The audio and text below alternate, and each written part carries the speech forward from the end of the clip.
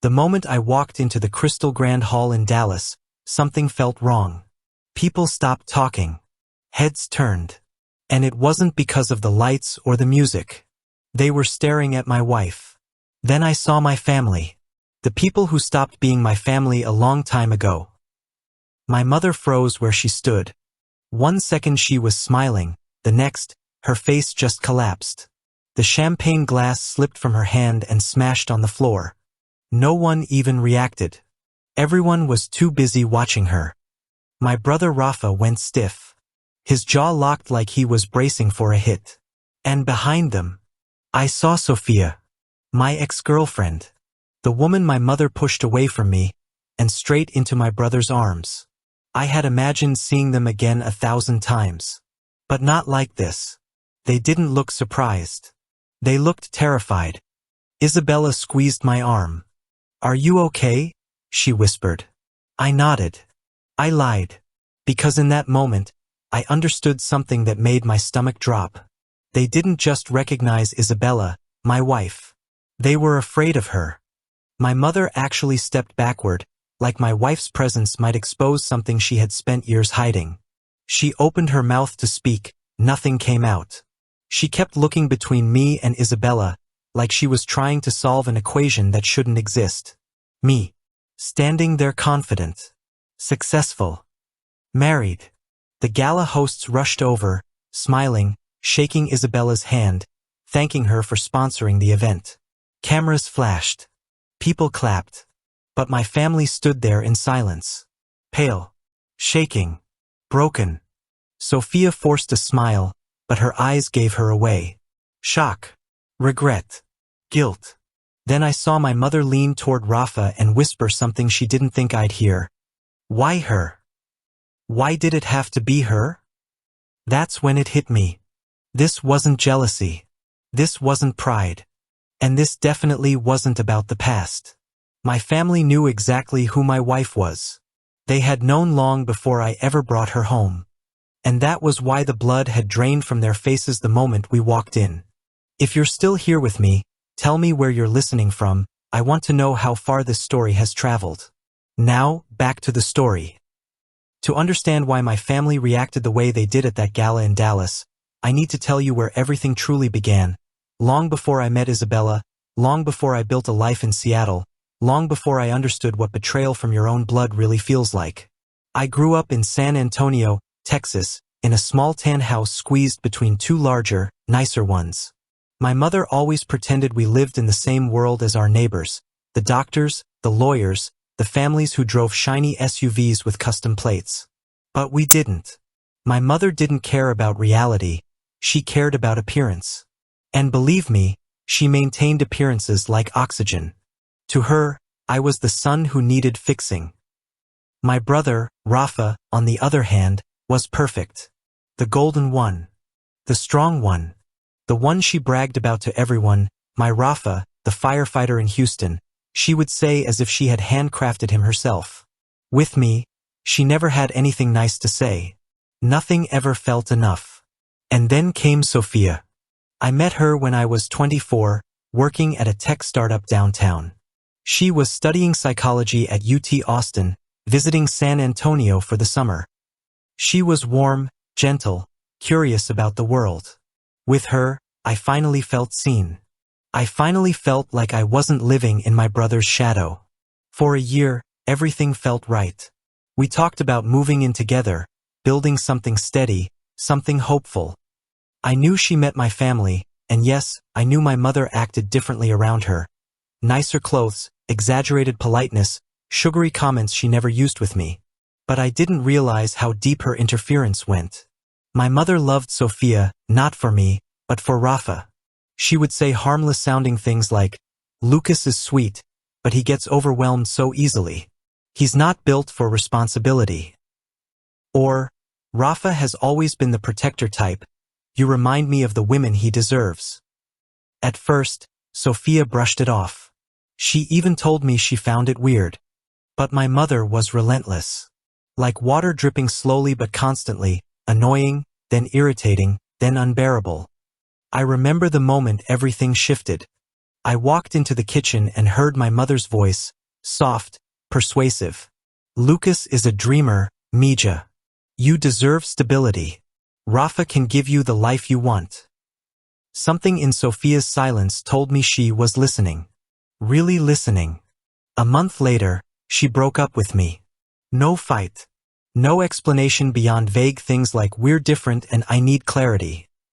Clarity. That was my mother's word, not hers. 6 months after that, Sophia married my brother. When I found out, I didn't scream. I didn't confront anyone. I didn't give my mother the satisfaction of seeing me fall apart. I simply packed my things and left Texas. No goodbye. No forwarding address. No phone number. I moved to Seattle, where I worked any job I could, IT support, freelance coding, even night shifts at a data center. I rebuilt myself from the ground up. The pain became fuel, the anger became discipline, and the distance became the first real freedom I had ever tasted. And then one day, in a conference hallway in Chicago, I met Isabella. She was nothing like Sophia. She was calm but fearless, warm but sharp, confident without trying to impress anyone. A trauma surgeon. A woman who had built her own life, brick by brick, without needing anyone to validate her. Being with her felt like stepping into sunlight after years of living indoors. We married quietly in a small rooftop ceremony overlooking Lake Michigan. No guests from my old life. No mention of my family. I buried that chapter long ago. Or so I believed. But life has a cruel sense of timing. 2 years into our marriage, Isabella was invited to speak at a major fundraiser in Dallas. She didn't know it was held by one of the biggest philanthropic networks in Texas, the same circles my mother loved to swim in, desperate for status. I didn't plan to go.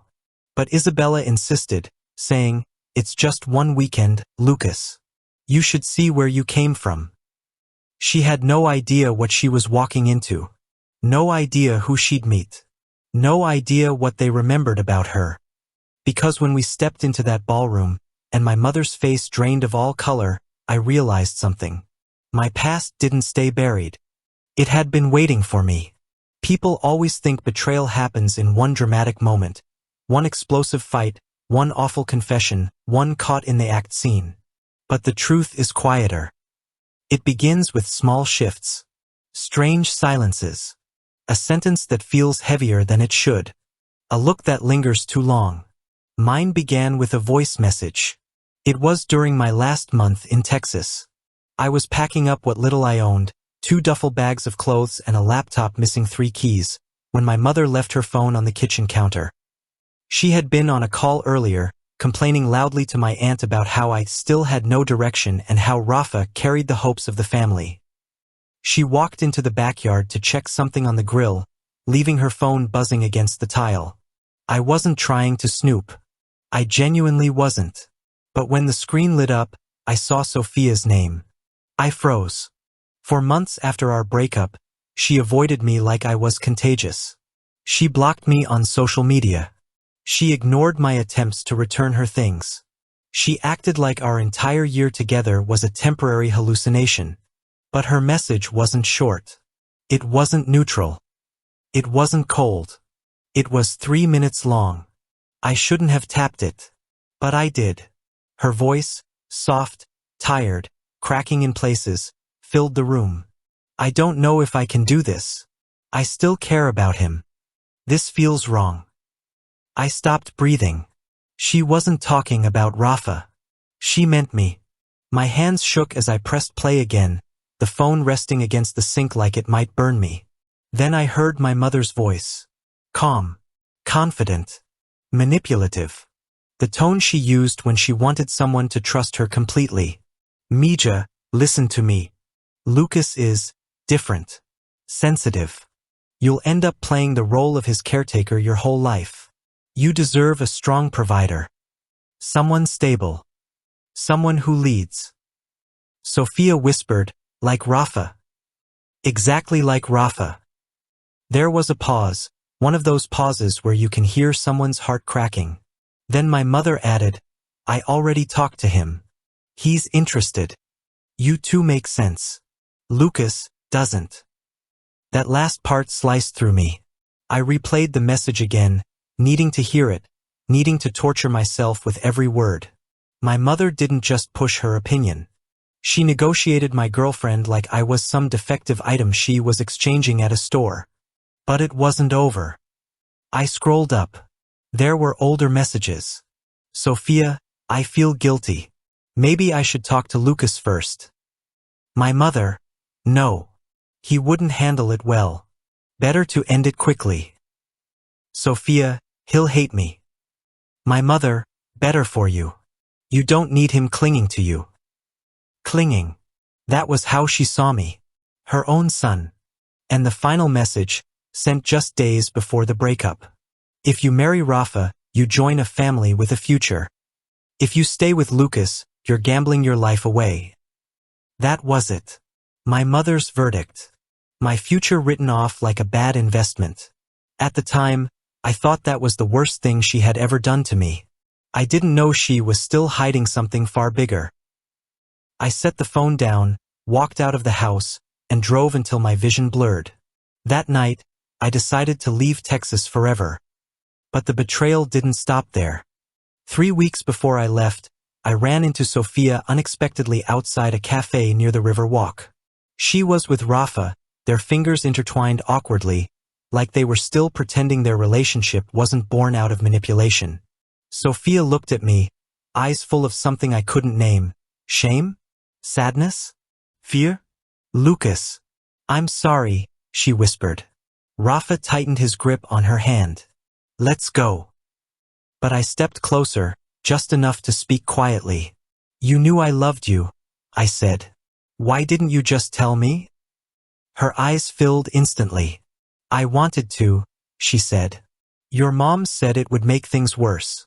She said you would break apart. I did, I whispered. I walked away before I could see her reaction. That night, I packed every piece of my life into those 2 bags. I left the house key on the kitchen table. I didn't write a note. I didn't call anyone. I got in my car and drove toward Seattle, stopping only for gas and cheap motel sleep. I told myself I was done. That the past was over. That betrayal only hurts when you stay close enough for the knife to reach you. But life doesn't work like that. Because years later, standing in that Dallas ballroom with Isabella beside me, I felt the weight of something deeper, something unresolved. My family wasn't just shocked to see me succeed. They weren't just surprised I had married a brilliant trauma surgeon. No. Their fear came from something older. Something they buried. Something they prayed would never resurface. And the way they looked at Isabella, recognition mixed with dread, told me one thing. The biggest betrayal wasn't what they did to me. It was what they did behind my back all along, to protect a secret that Isabella already knew, long before she became my wife. As I stood there in that glittering Dallas ballroom, watching my mother and brother look at Isabella like she was holding a detonator, a strange calm settled over me. I had spent years imagining this moment, thinking I'd feel anger, resentment, maybe even satisfaction. But instead, I felt something else entirely. Curiosity. What did they know that I didn't? Isabella didn't notice their panic at first. She was too busy greeting donors and shaking hands with doctors she respected. She moved with ease, smiling gracefully, completely unaware that 3 pairs of eyes were tracking her every step. My mother, my brother, and Sophia. Sophia was the first to approach me. She hesitated, smoothing her hair behind her ear, her voice trembling as she said, "Lucas, can we talk?"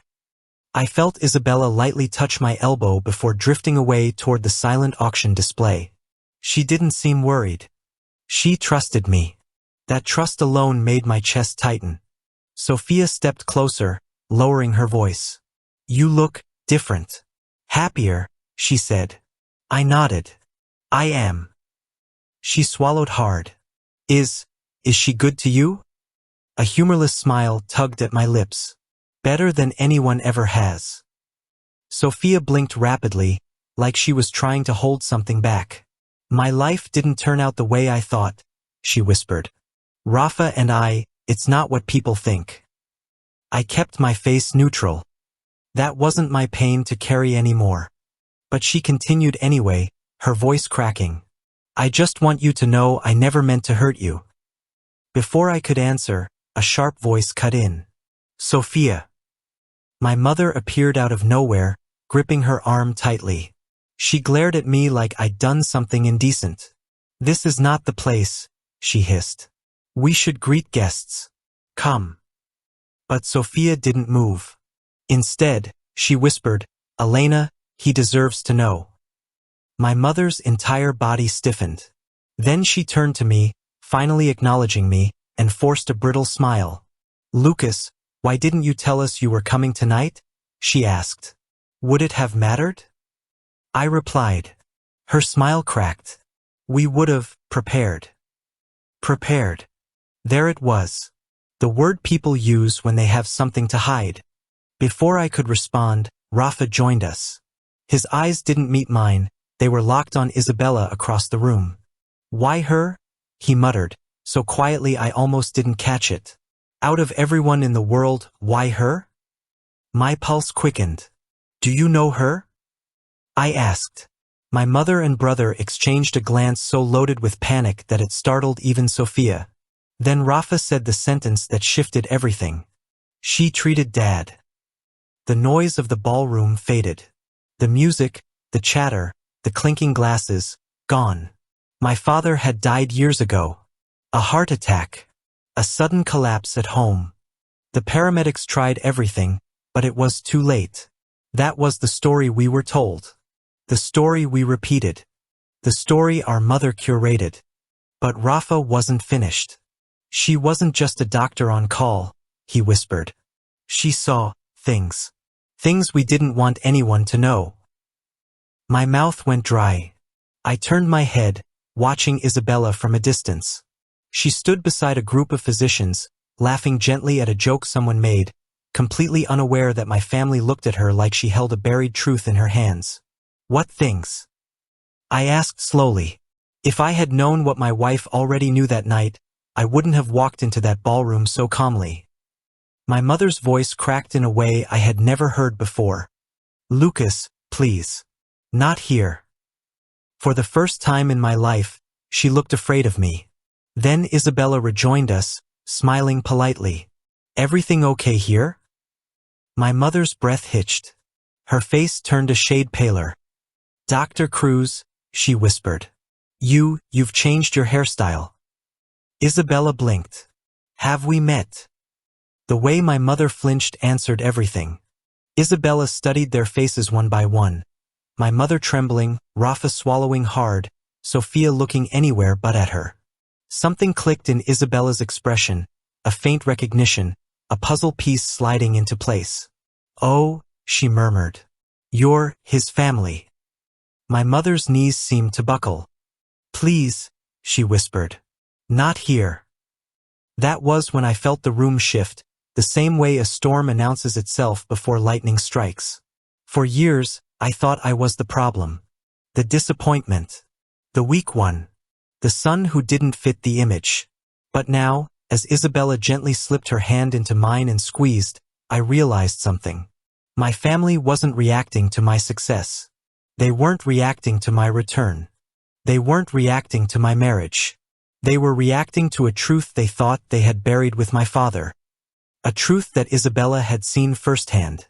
And a truth that was finally, inevitably, rising to the surface. If you've ever walked into a storm without realizing it, you know the feeling I had as we all stood there. My mother trembling, Rafa pale, Sophia silent, and Isabella calmly waiting for someone to explain why the room suddenly felt like it was shrinking. I tried to speak first, but Isabella gently touched my arm. No, she said softly. Let them talk. My mother closed her eyes as if bracing for an impact. Rafa wiped sweat from his forehead. Sophia kept looking at the floor.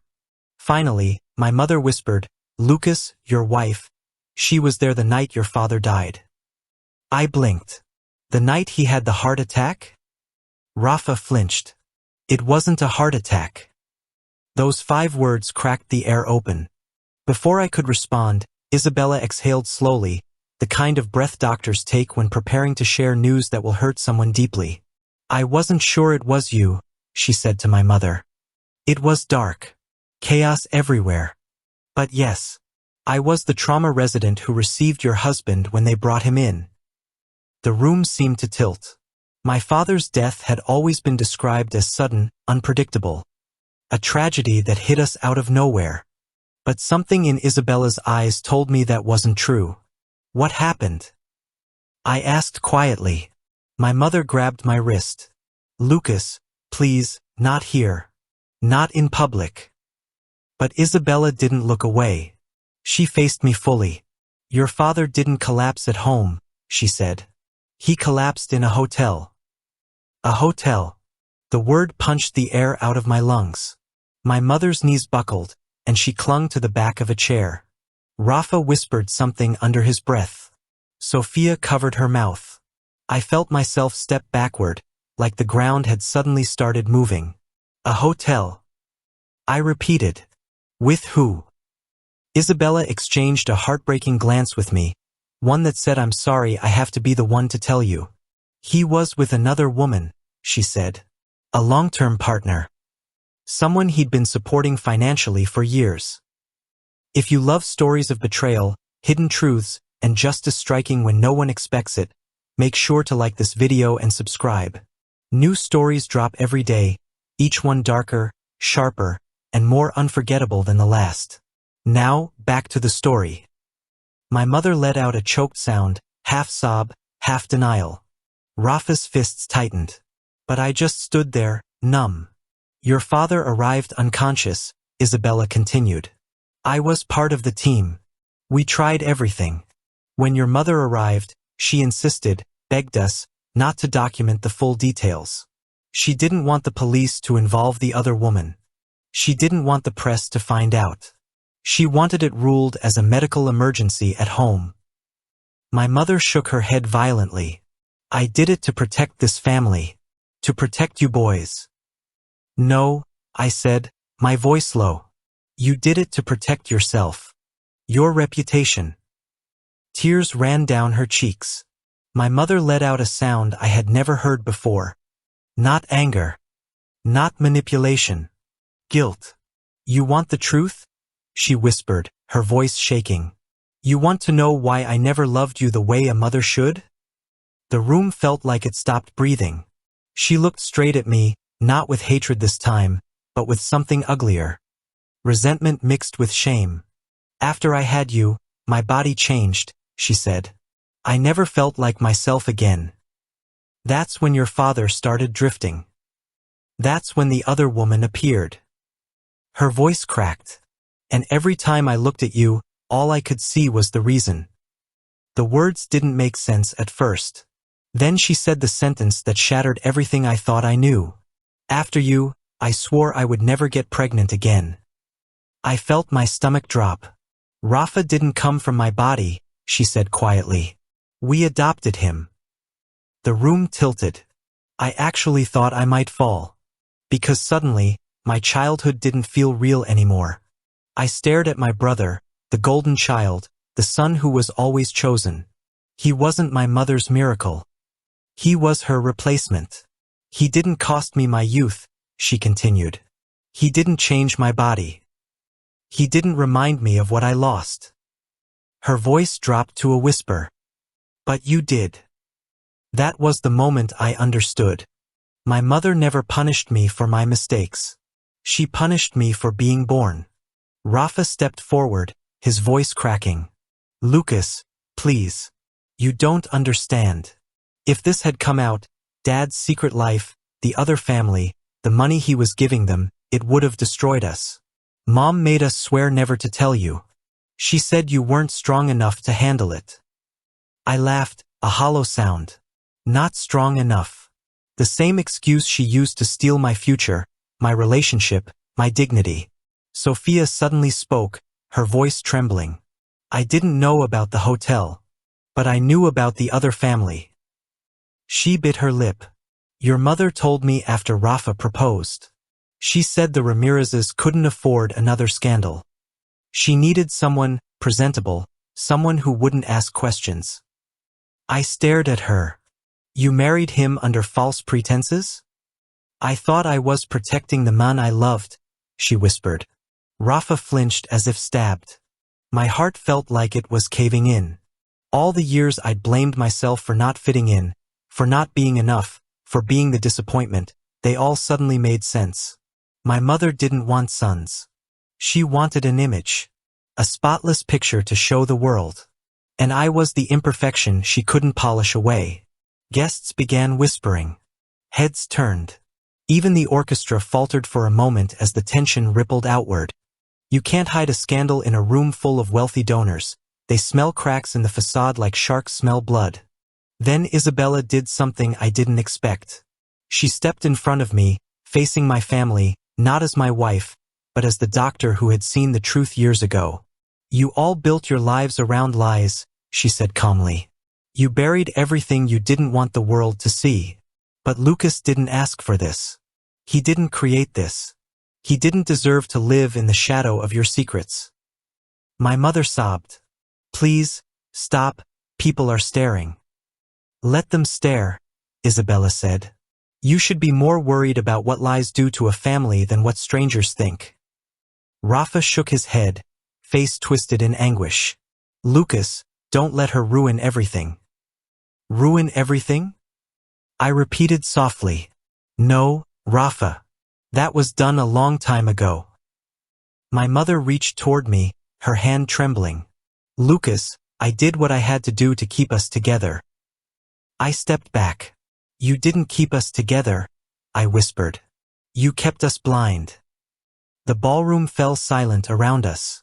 All eyes were on the four of us, mother, sons, ex-lover, and the woman who had unknowingly walked back into a story she had witnessed the darkest corner of. For the first time in my life, I saw my family not as giants towering over me, but as fragile, breakable human beings standing in the rubble of their own choices. I felt Isabella's fingers slip into mine. And in that moment, I understood something with absolute clarity. The truth didn't break our family. The lies did. And they had been breaking us for years. When the whispers finally died down and people drifted back to their tables, I felt myself breathing again. Not deeply, not calmly, just enough to know the storm had passed. Or maybe it wasn't passing at all. Maybe it was simply moving somewhere else, leaving the truth behind like debris. My family stood there in silence. My mother with mascara streaks down her cheeks. Rafa holding his head in his hands. Sophia wiping away tears she didn't bother hiding anymore. But for the first time in my entire life, their pain didn't feel like mine to carry. Isabella squeezed my hand gently. Lucas, she whispered. We don't have to stay. And I knew she was right. For years, I stood still, waiting for my mother to see me, waiting for Rafa to respect me, waiting for Sophia to apologize. Waiting for closure I thought only they could give me. But standing there in that ballroom, surrounded by all the broken pieces of secrets I never asked for, I finally understood. Closure doesn't come from the people who hurt you. It comes from choosing yourself anyway. I turned to my family, the people who shaped me, hurt me, and taught me exactly who I didn't want to become. My mother took a trembling step forward. Lucas, please don't walk away again. The sentence hit me harder than I expected. Beneath all her ambition, manipulation, and obsession with appearances, she was finally admitting fear. Not fear of scandal or reputation. Fear of losing me. I'm not walking away, I said softly. I'm just not walking back. She opened her mouth, but no words came out. She lowered her eyes, something I had never seen her do, not even once in my childhood. Rafa approached next. For the first time, he looked smaller than me. He wiped his eyes, voice breaking. I didn't want to lie to you, he said. Mom made it sound like you couldn't handle the truth. I believed her. I shouldn't have. He looked devastated. And I felt nothing but tired. It wasn't your job to protect me, I said. I just needed you to respect me. He nodded, tears forming again. Sophia watched from behind him, her expression full of regret, the kind that comes too late to make a difference. Lucas, she whispered, I hope someday you can forgive me. I didn't hate her. In some strange way, I pitied her. She and I were both swept into the same storm. The difference was that I escaped. I already did, I said quietly. I just learned to let go. Sophia's shoulders sagged with relief or defeat. Maybe both. I turned away from all of them. From the weight. From the expectations. From the version of myself that was always trying to earn love by shrinking. Isabella was waiting by the exit, her expression soft, steady, proud. She didn't ask questions. She didn't need to. She just opened her hand, and I walked toward her like it was the most natural thing I had ever done. As the doors closed behind us, the noise of the gala faded into a distant hum. The cool Dallas night wrapped around us like a quiet blessing. We walked to the car in silence until Isabella finally spoke. "Are you okay?" I looked at her, the woman who saw me not as a reflection of my family's failures, but as someone capable, worthy, whole. "I am now," I said. Because healing didn't come from exposing my family's secrets. It didn't come from their apologies. It came from finally choosing a life that chose me back. That night, as we drove away from the Crystal Grand Hall, away from Texas, away from the ghosts of who I used to be, I felt something I hadn't felt since I was a kid. Light. I wasn't escaping anymore. I wasn't running. I was simply moving forward. And this time, I wasn't doing it alone. If this story moved you, tap the next story on your screen now. And thank you for being here.